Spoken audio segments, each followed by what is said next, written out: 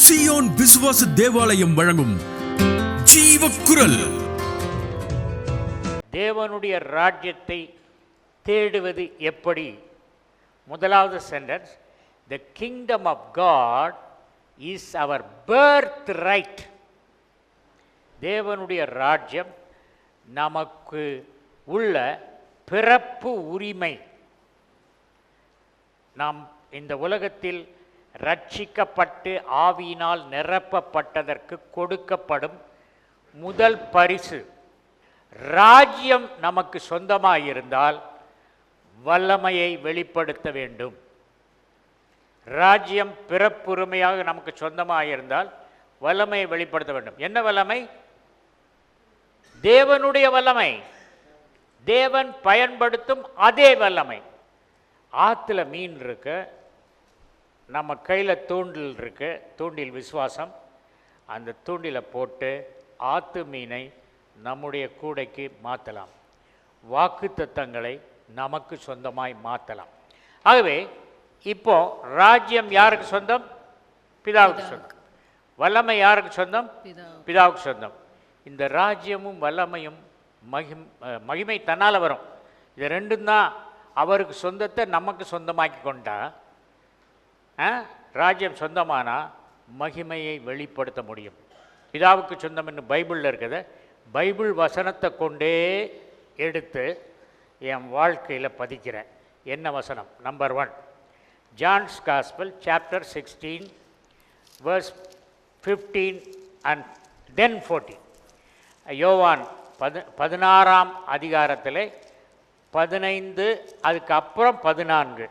கர்த்தருக்குள் அன்பார்களே, இந்த வசனத்தை இயேசு கிறிஸ்து சீஷர்கள் மத்தியில் சொல்கிறார். யோவான் எழுதின சுவிசேஷம் 14:15 பப்ளிக்காக இயேசு பேசலை. இது எக்ஸ்க்ளூசிவாக 12 பேருக்கு பேசினது, சீஷர்களுக்கு மாத்திரம் பேசினது. அவர் என்ன சொன்னார்? வாசிங்க. John's gospel chapter 16 verse 15 and then 14. பிதாவினுடையவைகள் யாவும் என்னுடையவைகள், அதனாலே அவர் என்னுடையதில் எடுத்து உங்களுக்கு அறிவிப்பார் என்றேன். பிதாவினுடையவைகள் யாவும் என்னுடையவைகள், அதனாலே ஆவியானவர் என்னிடத்தில் எடுத்து உங்களுக்கு அறிவிப்பார், கொடுப்பார். அப்போ by the Holy Spirit, what belongs to the Father belongs to me. You claim it.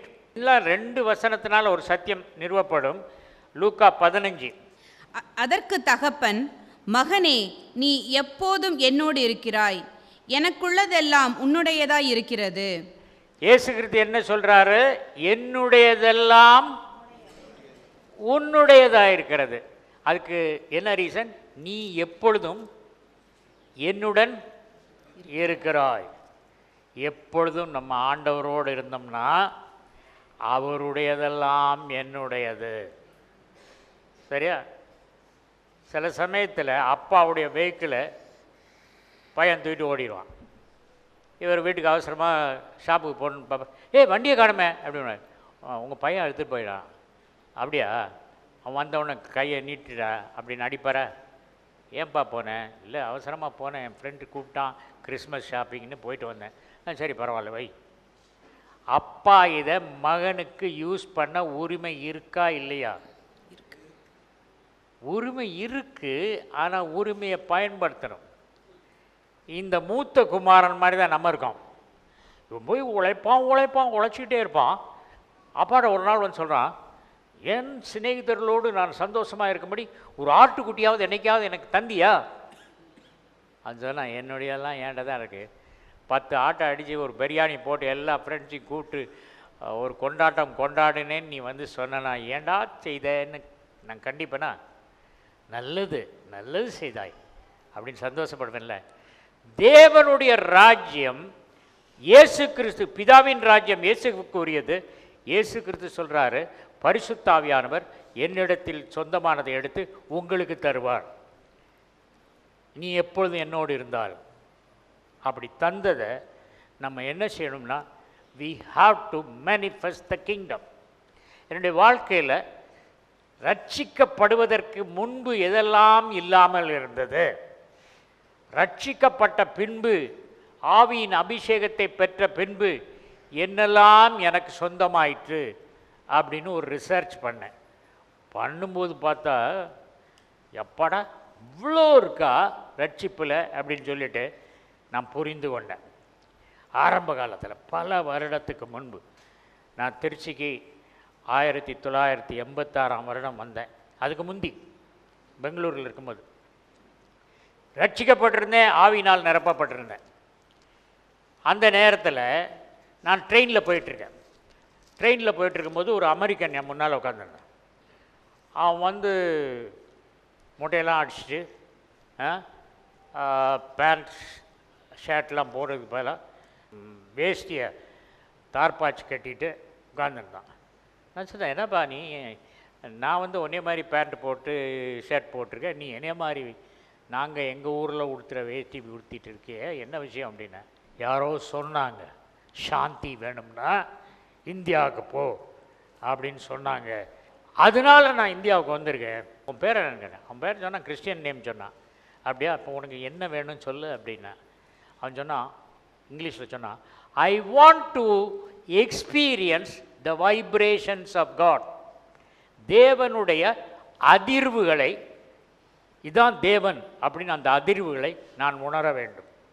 உனக்கு வைப்ரேஷன் தானேப்பா வேணும், வா இங்கே எல்லோரும் பார்த்துட்டு இருக்காங்க, அதனால் பாத்ரூம் பக்கத்தில் போகலான்னு அவனை கூப்பிட்டு போயிட்டு கையை பிடி அப்படின்னு கையை பிடிச்சான்.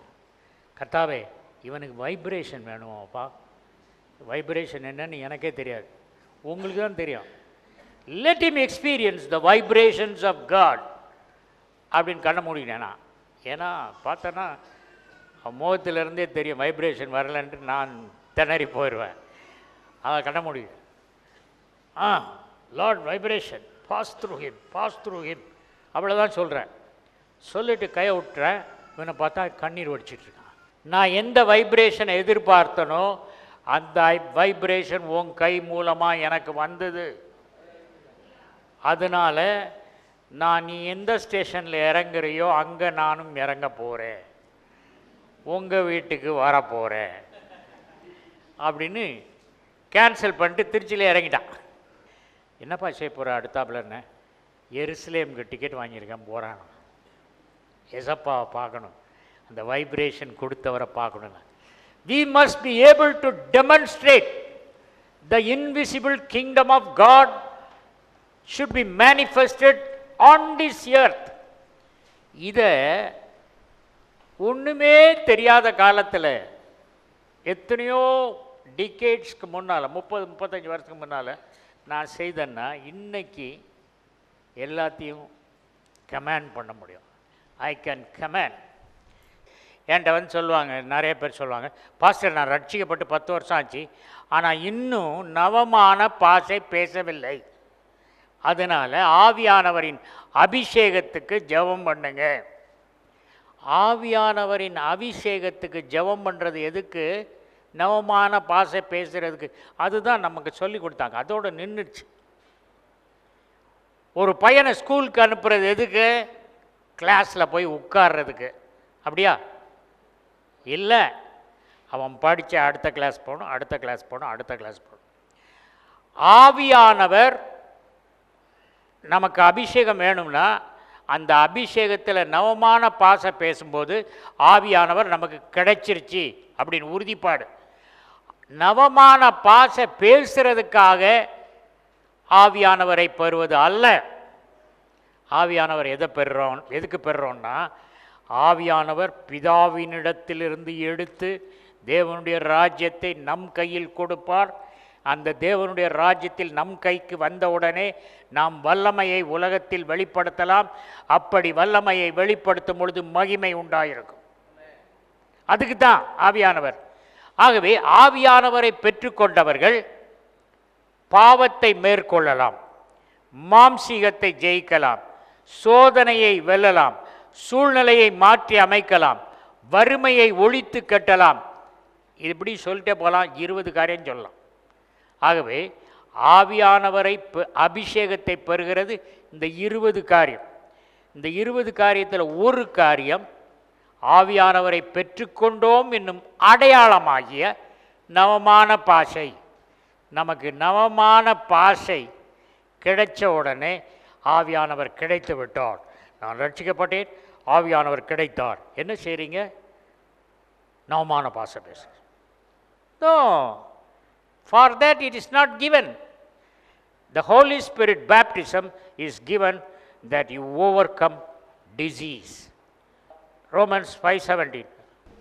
ஒருவனுடைய மீறுதலினாலே அந்த ஒருவன் மூலமாய் மரணம் ஆண்டு கொண்டிருக்க, கிருபையின் பரிபூரணத்தையும் நீதியாகிய ஈவியின் பரிபூரணத்தையும் பெறுகிறவர்கள் இயேசு கிறிஸ்து என்னும் ஒருவராலே ஜீவனை அடைந்து ஆளுவார்கள் என்பது அதிக நிச்சயமாமே. ஜீவனை பெற்று ஆழ்வார்கள்.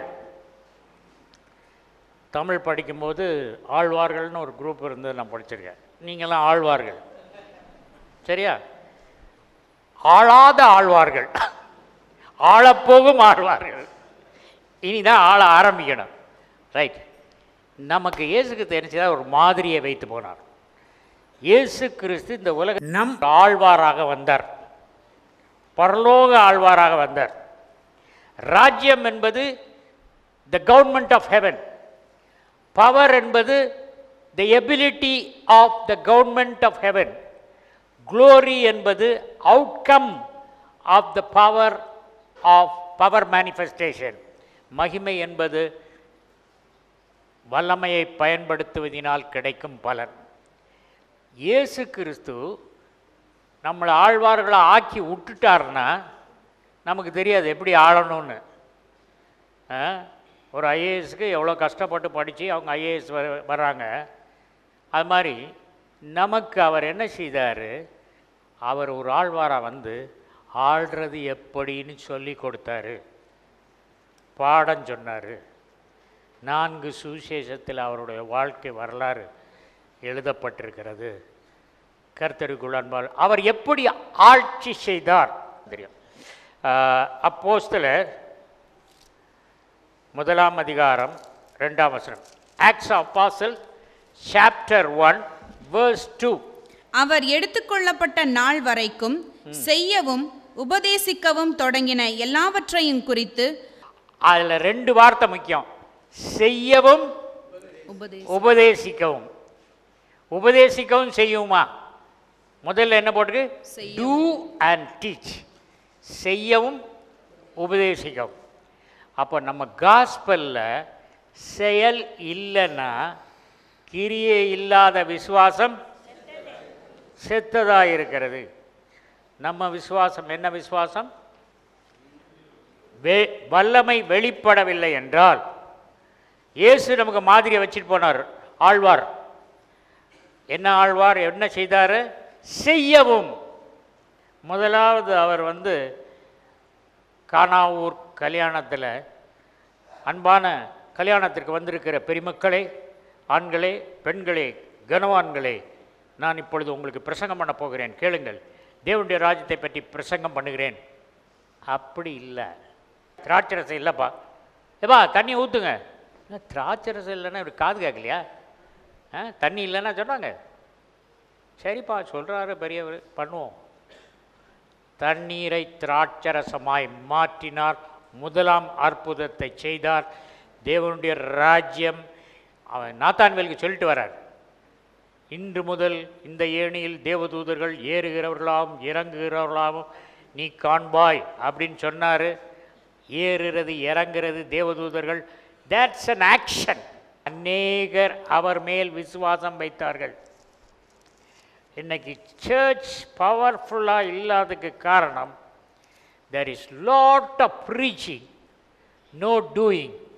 Lot of teachers but not doers. போதிக்கிறதுக்கு மக்கள் நிறையா இருக்கிறாங்க, ஆனால் வல்லமையை நிரூபித்து காட்ட மக்கள் இல்லை. எனக்கு ஆண்டவர் ஒரு பாரம் கொடுத்தார். ஒரு 1000 பாஸ்டர்ஸை கூப்பிட்டு அவங்களுக்கு இந்த டீச்சிங்கெல்லாம் கொடுத்து அவங்களுக்கு இம்பார்ட் பண்ணி, கை வச்சு இம்பார்ட் பண்ணி அந்த வல்லமையை செயல்படுத்துங்கன்னு சொல்லி அந்த வல்லமையை செயல்படுத்த வைக்கணும். Jesus Christ was doing and teaching. We are having teachers but not doers. யோவான் 14ஆம் அதிகாரம் 12ஆம் வசனத்தில் ஆண்டவர் சொன்னார், நான் செய்த கிரியைகளை செய்வீர்கள், மேலான கிரியைகளை செய்வீர்கள். That is Constitution chapter number 14 verse number clause number 12. If you don't follow the Constitution, you are not a ruler. இயேசு செய்த காரியங்களை அப்போஸ்தலர் நடபடிகளில் அவர்கள் டெமான்ஸ்ட்ரேட் பண்ணாங்க, அதை நடத்தி காட்டினாங்க. ஐனையாவே எழுந்துரு, தபித்தாளே எழுந்துரு, மரித்தோரை எழுப்பினாங்க. நான் அந்த ஷூ போட கஷ்டப்பட்டேன், நான் மூச்சு வாங்குச்சா, டக்குன்னு தூக்கி மாட்டிக்கினேன், slip on. The Lord told me raising the dead is as easy as your slip on. Shoe எப்படி ஈஸியாக போட்டியோ அதே மாதிரி தான் ரைசிங் த டெட். நீயா ரைஸ் பண்ணுற, அவர் ரைஸ் பண்ணுறாரு. அவர் power, kingdom power, okay, his power. அதனால் நமக்கு என்ன கவலை, நம்ம சொல்ல வேண்டியதுதான். அதனால் ஆண்டவர் சொன்னார், நேற்று ரட்சிக்கப்பட்ட ஒரு சகோதரன் சகோதரி இருந்தால் இன்றைக்கி ஒரு கேண்டிடேட்டை ரைஸ் பண்ண முடியும்னு நீ சொல்கிற பிரசங்கத்தை கேட்டு நம்புனா they can raise. பூமிக்குரியவைகளை அல்ல மேலானவைகளை நாடும் பொழுது பூமிக்குரியவைகள் தானாக கொடுக்கப்படும். கத்திரிக்காக்காரே இங்கே வாமா, எல்லாரும் வீட்லேயும் கொசுறு கொடுப்பல, அந்த கொசுறு மாத்திரம் கொடுத்துட்டு போ. அந்த அம்மா என்ன சொல்லும், கொசுறு கொடுத்துட்டு போவா, போயா, காசு இல்லாதவ வக்கு இல்லாத திட்டிட்டு போ. கர்த்தருக்குள் அன்பாளே, நீ தேவனுடைய ராஜ்யத்தை தேடு, வீடு தன்னால் வரும், உனக்கு வேண்டிய கார் தன்னால் வரும். Right, okay. Word of the kingdom, teaching. இப்போ நான் டீச் பண்ணுறேன் இந்த டீச்சிங்ஸ் எல்லாம். எல்லோரும் இந்த பிரசங்கம் நல்ல பிரசங்கம் பாஸ்டர் இன்றைக்கி எங்களுக்கு நல்ல பிரசங்கம் ஒன்று கொடுத்தாரு, கர்த்தருடைய ஜெபத்தில் இருந்து சொன்னார் அப்படின்னா. சிலருக்கெல்லாம் என்னங்க சொன்னார், சில காரியங்கள்லாம் ஜோசியக்காரன்ட்ட போய் கேளுன்னு சொன்னார். பிரசங்கத்தில் இதுதான் அவங்களுக்கு ஞாபகம் இருக்குது, அவங்க கவனிக்க மாட்டாங்க. நானும் அப்படி தான். சில வேளையில் வந்துட்டு சிலர் என்னையை பார்க்க வந்தவங்க என்னையே பேச விடாமல் அவங்களா சொல்லிகிட்டு இருப்பாங்க. அவங்க வீட்டில் உள்ள பூனை எப்படி சிக்காச்சு, மாடு எப்படி குட்டி போட்டுது, இதெல்லாம் சொல்லிகிட்டு இருப்பாங்க. நான் மைண்டை சுவிட்ச் ஆஃப் பண்ணிடுவேன். இடையில பாஸ்டர் நான் என்ன சொன்னேன்னு கேட்டால் தெரியலங்களே அப்படின்னு சொல்லுவேன். ஏன் மைண்டை சுவிட்ச் ஆஃப் பண்ணிவிட்டு கண்ணு மாத்திரம் ரொம்ப கவனமாக கேட்குற மாதிரி இப்படி பார்த்துருக்கோம். ஏன்னா I can arrest my eyes, focus my eyes, சுவிட்ச் off my mind, think about God. அது கண்டுபிடிக்க யாருக்கும் தெரியாது. பாஸ்டர் தலைவர் ஆட்டிக்கிறார்.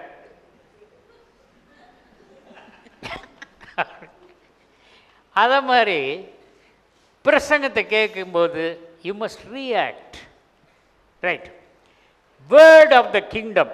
இந்த மாதிரி நல்ல பிரசங்கம் பண்ணும்போது என்ன செய்வான்னா 5 வாசல் வழியே பிசாசு வந்திருப்பான். எப்படி வருவான்? பறவையை போல். வசனம் விதைக்கப்படும் பொழுது அங்கே வழியருகே விழுந்த விதையை பறவைகள் வந்து கொத்தி கொண்டு போனது. The seed of the kingdom is 100% potential, but the soil, there are 4 kinds of soil. அந்த விதைக்கு 100% பலனை கொடுக்கும் ஆற்றல் இருக்கிறது. ஆனால் அந்த விதை எங்கே விழுகிறதோ அதை பொறுத்து ரிசல்ட் 30% வரும், 60% வரும், 100% வரும்.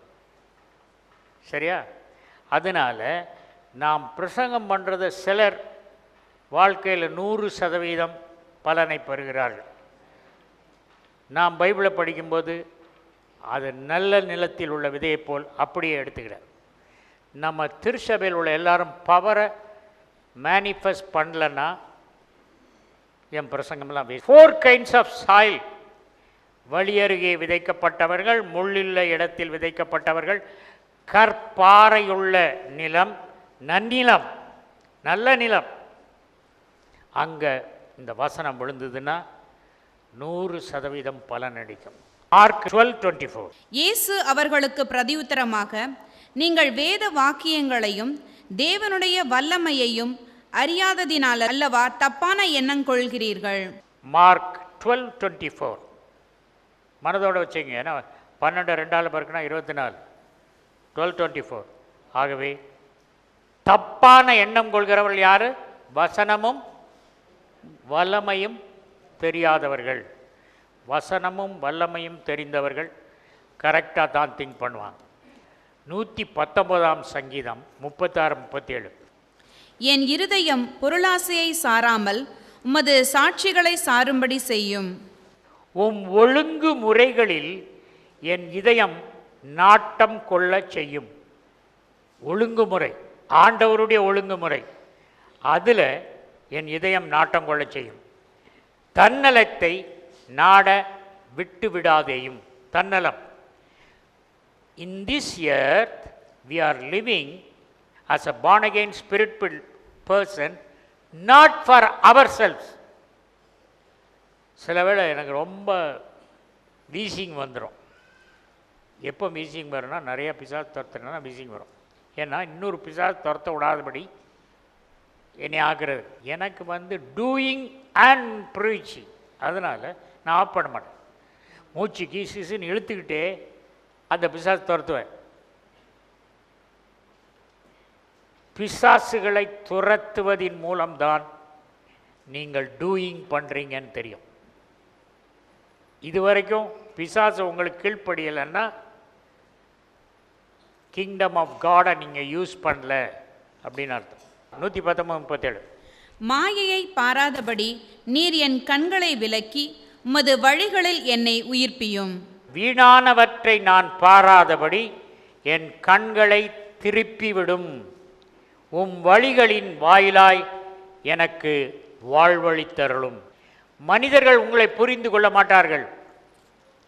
உறவுகளில் விரிசல் உண்டாக்கி சிதைப்பதே சாத்தானுடைய வேலை. பயத்துக்கு அடுத்தது சந்தேகம் வரும். இந்த உலகத்தில் உறவுகள் முறிவதற்கு, கல்யாண உறவு, எர்த்லி ரிலேஷன்ஷிப் முறிவதற்கு காரணம் ஃபியர், செகண்ட் டவுட். கேன்சரை விட மோசமானது டவுட்ஸ். சந்தேகம் என்பது அது ஆவிக்குரிய புற்றுநோய். உறவுகளை பிரிக்கும், உறவுகளை சிதைக்கும். கர்த்தருக்குள் அன்பாளர்களே, தேவன் அவரோடு God has soul tie with you. We may lose a tie, but God's soul tie is enough for it. Right. நீதிமொழிகள் 1:33. எனக்கு செவி கொடுக்கிறவன் எவனோ அவன் விக்கினமின்றி வாசம் பண்ணி ஆபத்திற்கு பயப்படாமல் அமைதியாயிருப்பான். ஆண்டவருக்கு செவி கொடுக்கும் ஆழ்வார் தீங்கின்றி வாழ்வார். ஓகே. தீமை வருகையிலும் அவர் அச்சமின்றி மன அமைதியுடன் இருப்பார். Pray for Jerusalem. எருசலேம்காக ஜெபிங்கள். 2018 ஜெருசலம்காக டெய்லி ஜெபம் பண்ணுறவங்கள ஆண்டவர் சிறப்பாய் ஆசீர்வதிப்பேன்னு சொன்னதை இப்போ நான் சொல்கிறேன். ரோமர் 13:12. இரவு சென்று போயிற்று, பகல் சமீபமாயிற்று. ஆகையால் அந்தகாரத்தின் கிரியைகளை நாம் தள்ளிவிட்டு ஒளியின் ஆயுதங்களை தரித்து கொள்ள கடவோம். இரும்பு உருக்கி குழம்பா வச்சு அதை பலவித பொருட்கள் செய்கிறவர்கள் என்ன செய்வாங்கன்னு அணிவாங்க. they will wear asbestos coat or asbestos armor. asbestos தீப்பிடிக்காது. அதுக்கப்புறம் எக்ஸ்ரேயில் வேலை பார்க்குறவங்க லெட் கோட் போடுவாங்க. ஈய கோட், ஈயத்தினால் செய்யப்பட்ட ஒரு பிளாஸ்டிக்கில் கோட் போடுவாங்க. டென்டிஸ்ட் அநேகமாக அடிக்கடி பல்லுக்கு எக்ஸ்ரே எடுக்கிறவங்க அதை போட்டுக்குவாங்க. ஆனால் நம்ம எதை போட்டுக்கணும்? ஒளியின் ஆயுதங்கள். Jesus Christ is light. We must wear நான் அந்த சட்டை போட்டு டையெல்லாம் கட்டினதுக்கப்புறம் இயேசு கிறிஸ்து பிளேசரை போட்டுக்கிறேன். நான் கேட்டேன், சீசர்களை ஏன்பா அந்த சாப்பிட்டு குப்பையில் போடுற மாதிரி அதெல்லாம் பொறுக்க சொன்னீங்க? ஆளுக்கு ஒரு கூடையை கொடுத்து நீங்கள் பொறுக்குங்கன்னு சொன்னேன். நான் அதை பார்த்தேன், அந்த காட்சியை. பேதுரு எங்கே அப்பத்தை டிஸ்ட்ரிபியூட் பண்ணானோ அந்த இடத்துல தான் பேதுரு இந்த துணிக்கைகளை பொறுக்கணும். கூடையை பார்த்த பொழுது பேதுரு கூடையில் தான் அதிகமாக இருந்தது. மற்றவங்க கூட டிஸ்ட்ரிபியூட் பண்ணவங்களாம் கொஞ்சம் எக்கனாமிக்கலாக இந்த சாப்பாடு பரிமாறும் போது சிலர்லாம் என்ன செய்வாங்கன்னா அள்ளி ஊற்றிட்டு போயிடுவாங்க. அப்படி உள்ள ஆளுங்கள்லாம் தள்ளிடுவாங்க அடுத்த தடவை பார்த்துட்டு. அவங்க சாம்பார் ஊற்றுன்னா 1.5 ஸ்பூன் ஊற்றணும். அவங்க கேட்டுக்கிட்டே தான் இருப்பாங்க. அது மாதிரி பீட்டர் வாஸ் ஸோ எக்ஸைட்டட். ஓ பார், இந்த இலவச மீன் இவன் காசு கொடுத்தா வாங்கியிருக்கான், கொடுக்குறான். அதில் வேகமாக கொடுத்துட்டு போகும்போது அவங்க போதுங்க போதுங்க, இல்லை வச்சுக்கோங்க பரவாயில்ல, இலவசம் தானே, காசு கொடுக்க வேண்டாம், பில் கிடையாது, இன்னொரு கூட மீன் கொடுத்துருவான். அவங்க சாப்பிட முடியாமல் கிழவு கொட்டிட்டாங்க. பொறுக்குடா, அவ்வளோவும் பொறுக்குனா கூட நிறைஞ்சி போச்சு. நம்ம என்னெல்லாம் வேஸ்ட் பண்ணோன்னு 12வது மாதத்தில், ஒவ்வொரு மாதத்துலையும் ஜனவரியில் எவ்வளோ வேஸ்ட் பண்ணோம் கூடையில் பொறுக்குங்க. பிப்ரவரியில் வாட் யூ டிட், மார்ச்சில் 12 கூடை, 12 மாதங்களில் எவ்வளோ காலத்தை வேஸ்ட் பண்ணோம், எவ்வளோ காலத்தை தேவனுடைய ராஜ்யத்துக்கு பயன்படுத்தணும், எத்தனை ஆத்துமாக்களை ரட்சித்தோம், எத்தனை கூட்டங்களில் பேசினோம், எத்தனை போதகர்களுக்கு ஆசீர்வாதமாக இருந்தோம், எத்தனை அற்புதங்கள், நோய்களை குணப்படுத்தினோம், பிசாசுகளை துரத்தினோம். Take a statistics and see. We have not done anything at all. இப்போ இதில் என்ன ஒரு ரகசியம்னு சொன்னால், நமக்குள்ள ஆவியானவர் இருக்கிறார், தேவனுடைய ராஜ்யம் இருக்கிறது, வல்லமை இருக்கிறது. வல்லமையை செயல்படுத்தினா மகிமை வரும். ஆனால் நம்ம செயல்படுத்துறதுக்கு தயக்கம். We have to exercise the kingdom of God. தேவனுடைய ராஜ்யத்தை வெளிப்படுத்த வேண்டும் என்னும் ஒரு உறுதிப்பாடு நமக்கு இருக்க வேண்டும். ஜீவக்குரல் 14/1 மங்கம்மாள் சாலை, KK நகர் அஞ்சல், திருச்சி 620021, தமிழ்நாடு, தென்னிந்தியா. மொபைல் எண் 919025432432.